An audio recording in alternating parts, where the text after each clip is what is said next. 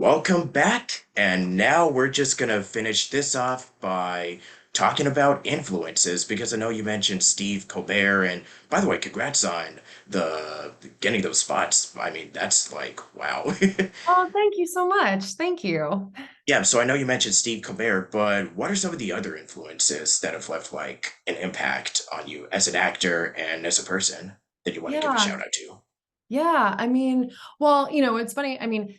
On that show that I was talking about, that Colbert was on, her name's Amy Sedaris. Amy Sedaris is an amazing comedian, who I absolutely also love and adore. I mean, she created that show. She wrote on that show. She's a huge like influence. And I think like I really kind of appreciate that somebody who then like takes an idea and runs with it in a way that has such like a either cultural impact or has like this sort of cult following that like that Strangers with Candy did, that was like very irreverent and obscure and kind of offensive also, but at the same time, like it was just such a particular niche of a show that I thought was just so funny and brilliant that I loved that one.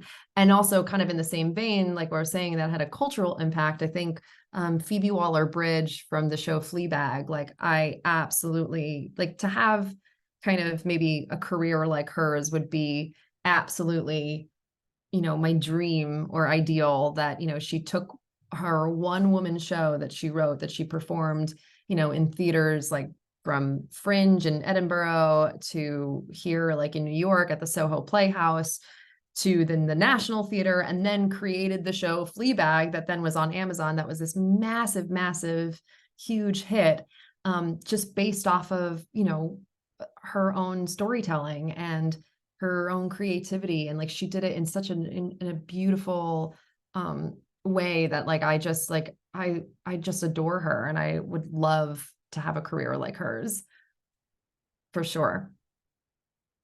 Yeah, I've mentioned this in previous episodes. Robin Williams and Jim Carrey, Yeah. the comedians that are like really, they go a mile a minute with their comedy, and yet they have this uncontainable energy. Their improv and just everything that they do is like, wow.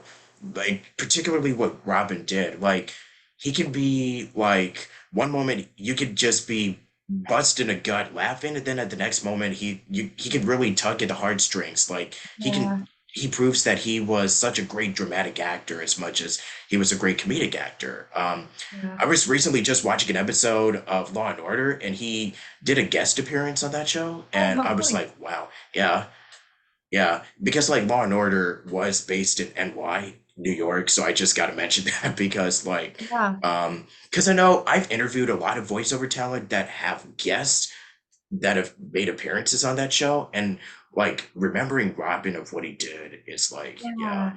it's like, you know, if somebody was like really giving it their all and just really was able, like, I know that he had his own struggles, and I totally, it's really sad about what happened, but at the end of the day, it's like he really did, he Yeah. really did bring smiles to a lot of people. That's pretty much the Yeah. bottom line of what I'm, Yeah. without getting, too depressing. No, no, no. I feel actually the same way too. I mean, he was my entire childhood, like, I mean, literally Totally. everything Yeah. from Aladdin, Jumanji, Hook, Mrs. Doubtfire, Yeah. Jack, like you could literally Oh flubber. You can yeah, go on and Jack. on and on and Oh on and on yeah, yeah. and on. You watched like he was Night at like, the Museum.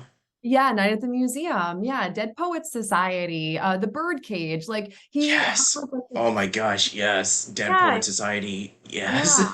He had so many movies that, yeah, that showed especially like his range, where it was just like I mean, his genius in terms of the way that his mind worked, but then also like his humanity and his tenderness, that he worked from like a place that, as we now know, like definitely came from a very real place of like from his own kind of personal life, and Yeah. that he was able to sort of tap into in a way that is very, very, very rare for performers to do. And actually, one of my teachers worked with him on a Broadway play that was years ago. It was called the Bengal tiger at the Baghdad Zoo, and like, and hearing him talk about how Robin Williams used to work, I mean, it was just, I was like, I was just in awe just listening to him talk about that, because you go, wow, like he really was like just such a genius. And yeah, I agree. So he's definitely an influence for sure too, you know?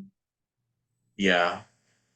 So I know you've talked about teaching and coaching. I think you kind of discussed about how you sort of started, but I wanted to ask, like, what are some of the biggest, like, lessons, or what did you really enjoy the most? Because I know you've been acting for a long time. So how's the whole experience like being on the other side of the glass, getting to direct and coach students and other actors with their careers and their little paths and journeys? Like, how does it, like, for coaching and just teaching students, like, okay, so um this can be helpful, da da da da da. What do you really enjoy the most out of it? How does it fulfill you on a personal and spiritual level? If we're Hmm. gonna go with that, if we're gonna get into the deep philosophical questions that I Yeah. sometimes like to do.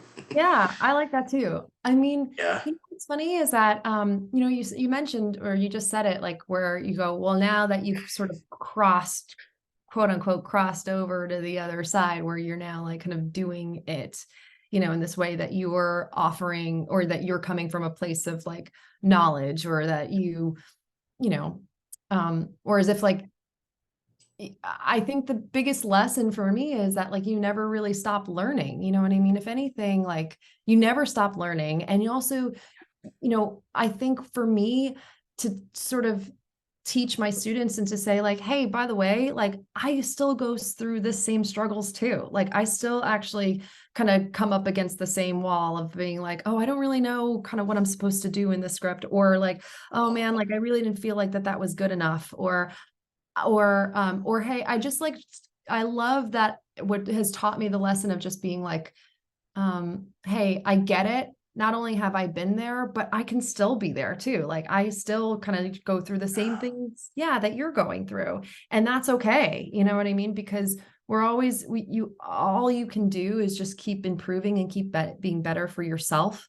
You know what I mean? And for nobody else, not for like, because you want the job, or of course you want the job, but also like, you know, just know that, sometimes it's just not about you. You know what I mean? Like you don't get the job because not a no doesn't mean like it not good. You know what I mean? It just means that they just preferred something else, and that has no reflection on you. And I don't think that I really kind of got that for a long time, until especially when I started teaching. You know what I mean? And especially once I started doing voiceover. I would literally be sitting on the couch, and there's maybe like 10 commercials that I auditioned for that then like come on, and they all of a sudden, the commercial that I auditioned for, they went with a male voice instead. And I went, oh, well, it had nothing to do with me. You know what I mean? Um, and so, yeah, I think that that's kind of the biggest lesson that I would say, is that like, or the biggest takeaway, at least that I learned from my students, is that like, I mean, I can relate. And because I've been there, and also like, I still go through what you probably are going through too. I'm in it also. It's like, because I'm still a student myself. We're human. Yeah, exactly. Yeah. So I can also discuss, like, websites, demos, pretty much the business stuff. And I think this is all kind of what you touch upon when you're coaching with students. But for you personally, how long did it take you to build, all this stuff, like building a resume and doing all this stuff, like being an entrepreneur? Yeah, well, I mean, I'm still kind of doing it. I'm still kind of doing Yeah. it. I mean, but like I said, I mean, I started doing voiceover in 2019, and um, well, I started working. I took my that class in 2018, and then I started working with CESD in January of 2019, and in that first month, I booked 3 commercials, and so I had those as like things that I could add then to my demo. But there's actually, I think that the misconception with voiceover is that like it seems that it's really kind of hard to get into, or it's sort of hard to, get all these materials. Like, how do I get a demo, or how can I, you know, where can I get started? It all feels like either really expensive or feels like really impossible. And it's actually not as complicated as people think. And so what I did is that when I was starting my demo, I had the materials or the things that I already had booked. Um, and I added that to then just recordings that then I self-produced myself, which is basically like which is what everybody else can do too, that if you don't have any actual work that you've booked, you can actually just record yourself from home. And there's either royalty-free websites that you can get music then that you can add to put over then like your recordings, or you could just put these recordings on your website, but obviously make sure that like your sound quality is top tier, and that you don't necessarily have to spend the most money on a microphone, but do your research to see what for people who are starting out in voiceover is a good quality microphone to start with, and then just put them on your website. And if somebody asks you, like when you audition for a job and they say, are these jobs that you booked, and you don't have to lie, you just say, hey, yeah, I just actually self-produced these myself, you know what I mean, just so that you guys can hear like the quality of my sound and things like that. um does that make sense? Did I answer your question? Totally. Yeah. Yeah. Yeah. Um, Yeah, so if you're just starting out, like again, you know do your research first on the materials that you would need, and do it based off of like say by your research saying, hey, I'm new at this, so what would be the best microphone to start with for people who are new in voiceover. And on the internet is our best friend now, because Google, there's so much on Google of like of that has like all the resources you need. And then also on YouTube, there's YouTube videos of how you can learn how to use these recording programs, whether it be Audacity, which is free. So you don't have to pay for a subscription for that, or Reaper, which is another one. But there are YouTube videos that will teach you then how to download it and then how to use it. And then from there, just then start practicing, um, and then that's like, yeah, and also too, but like definitely, but always constantly be honing your skills, like get yourself in an acting class, get yourself maybe, or find a voiceover coach, that could help you, if you want to work one-on-one. Yeah, so I think that those are like kind of like the great places to start first. oh, yeah. I totally agree. There's like a lot of resources that you can look into online. Highly recommend, like if you want a quick fix for like podcasts or like interviews and stuff, VO Buzz Weekly, Voiceover Mastery, I want to be a voice actor.com. Uh, Mhm. there's so many books like the voiceover voice actor. I'm just I'm just literally naming some of the biggest ones. And Yeah. there's definitely websites where you could get started. And I know there's like, but I must stress this that improv is highly instrumental. Like I Yeah. cannot recommend improv enough. And Yeah. also joining like your local like acting classes or anywhere that's like offering courses on like, okay, so approaching a scene or just da da da da da da. Like Zoom is also really good, but I think being in person just you get that little it really helps you feed off the energy of the other actors, especially if you're doing like improvisational comedy, sketch Mhm. comedy. I know a couple of friends who've done like groundlings like over Mhm. here in LA, so I know that's a really good resource that I'm actually Mhm. like look into. So Yeah. um Yeah, definitely. yeah, so originally based in New Jersey, I mean I know that you're kind of like in the East Coast area. So how would you describe like the lifestyle over there? Because I know we discussed feel, but just general life. Expensive. So is Expensive. California. Yeah. Yeah. But I Just mean, still trying to pay the yeah, rent each month. I know. It's The expensive, big but sob. well, Yeah. I know, exactly. That's the first thing that comes to mind. But I mean, how would I describe the lifestyle? I feel like here in New York and New Jersey, people are just um unapologetically themselves, they're, they are who they are. You sort of take it or leave it. And but I also find that sometimes, like, there's the stereotype that then people are not as nice. And I think they're very kind. I think people might not be nice, but they're kind. And I've heard the reverse about California, where people are kind but not nice. I don't know. That's probably, those are just all stereotypes that are like, you know, Accurate, actually.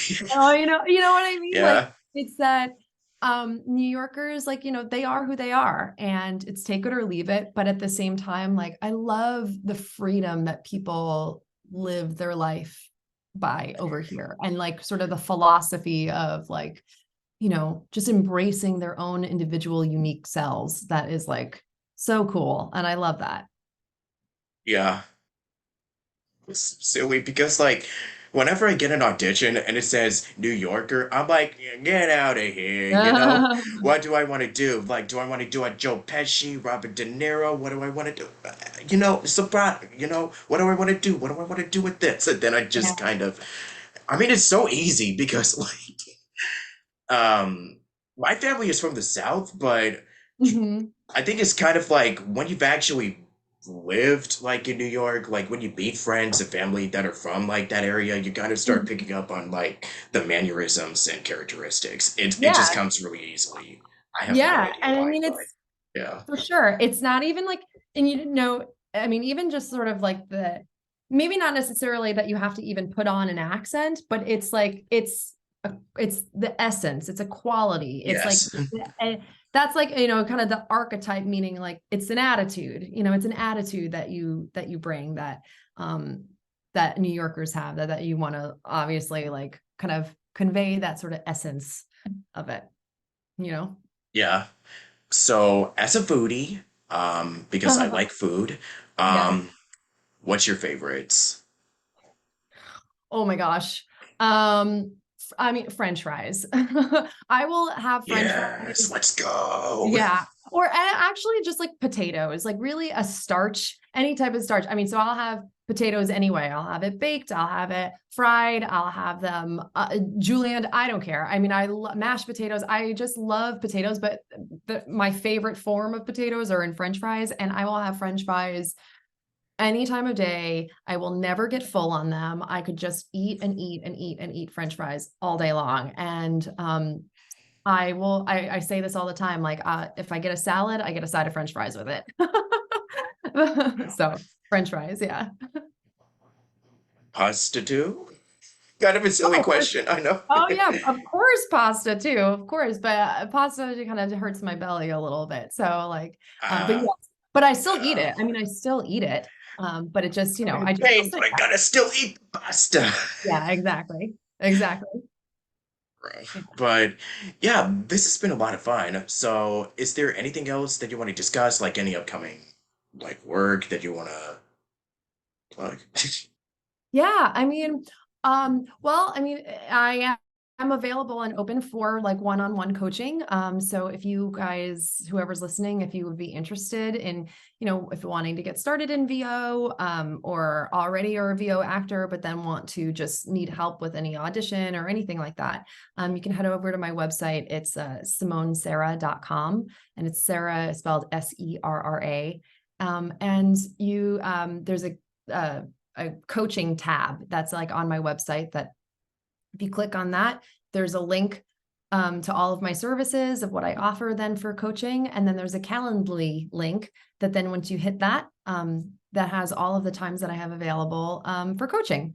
And yeah, and I hope that I get to meet some of you if you're interested. Right on. And do you have like any favorite like media, like shows or movies or just anything that you study or just that you enjoy that you want to give recommendations for? Because I could Oh, certainly use some. yeah. Just I would just say go support your local theaters. You know what I mean? Go see like any type of play that is nearby or near you. I mean, I just saw There's a lot of great, obviously great theater here in New York, but off Broadway is also where I've seen some of like the best work. I just saw a play here on the East Coast. That was at Soho Playhouse. That was fantastic. So I would just say, just go out and just see any type of like new theater or new show that's out there and go support it. Yep. Yeah. And other fun facts about you, or do we cover them all? um, hmm. Other fun facts about me? That's like a, yeah. I mean, do I? I mean, I'm a cat mom. I love my boy Franklin. I mean, I actually am a dog. I am a dog person. Like, I love dogs, but also here in New York, it is. Oh, well, not that it's. I mean, people have dogs here in New York, of course, but like, it just is easier. I live on a 4-floor walk up, so it's easier to not have to go up and down the stairs to take my dog out for a walk. So, a cat was just easier, but I am obsessed with my cat. That's so cute. Yeah. He's a Yeah, sweet boy. we all love fur balls. Yeah. Yeah, we love cats. Let me see.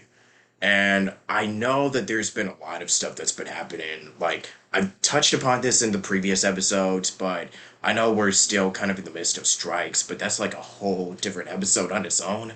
Um, so I guess my last question for you is, yeah, any last bit of advice to those that want to do this? And where do you see the future going for everything moving forward? Whether it's the industry, live, strike, just anything that you want to close us out on.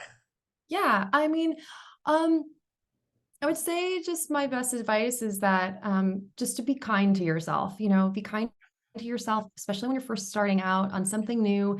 Just know that like that you know,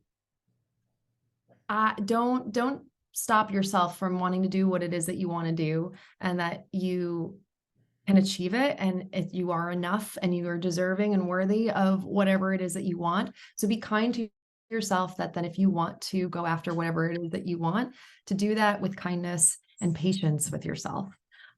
So yeah, that's my best advice, I think. Yeah, and everything regarding like what's been happening in the industry or just everything moving forward? Where do you see everything in the future? I know it's kind of like a Oh, really broad question, but I'm yeah. just I kind of mean, curious. right. I mean, we can't obviously predict what's going to happen or when this is going to end, but I think the best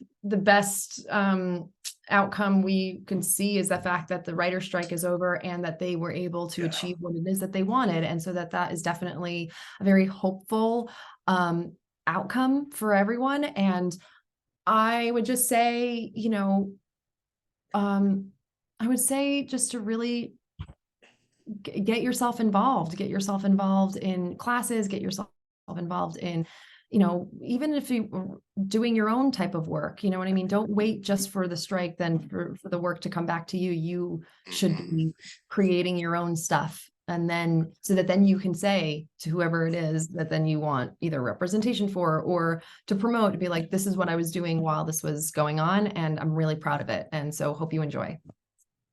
Pretty much what I'm doing right now. Yeah, Check out exactly. this podcast. Yeah. Yeah, Well, it's and so good to talk to you. you too. And I also want to give a shout out to the voiceover pivot, another Oh, podcast that you were just on recently. the artist pivot. Yeah. What is pivot? Ayana. Yeah, Yeah, Ayana Bay. Yeah. She was a friend of mine. I was just on her podcast a couple of weeks ago. Yeah, go listen to the artist pivot. That was a little bit more of a longer conversation, but yeah, she's amazing. yeah. Definitely check that out. And I know y'all had a lot of fun, so check out her stuff. You know, she makes really good. She makes good stuff. So, Yeah. yeah, just want to give her a shout out. And you want to know what the best part about doing all of this is for VO is that we can literally just do this in our pajamas. Like, let's just be real. Yeah. In our Right. PJs. Exactly. Yeah, I'm not exactly the most. I mean, I just got this on. I mean, because I love Mario, but you know what? Sleep in it, and we can still work. Just wake up and just do this every day, and then just make weird noises or scream, sometimes for money, sometimes to wreck our throats. But you know what? It's worth it.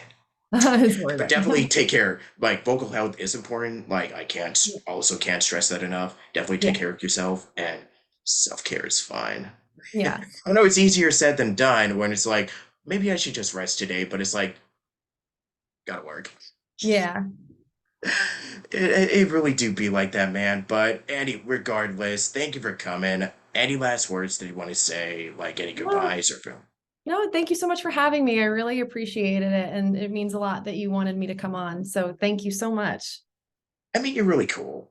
Oh, thanks. You too. Thank you. And I wanted to have more in New York. I mean, I've done like interviews with Texas and LA talent, but I haven't really done a lot that are like in the New York, Brooklyn. Happy to help. Yeah, pretty much. Yeah, And regardless, thank you for watching. There will be more episodes on the way.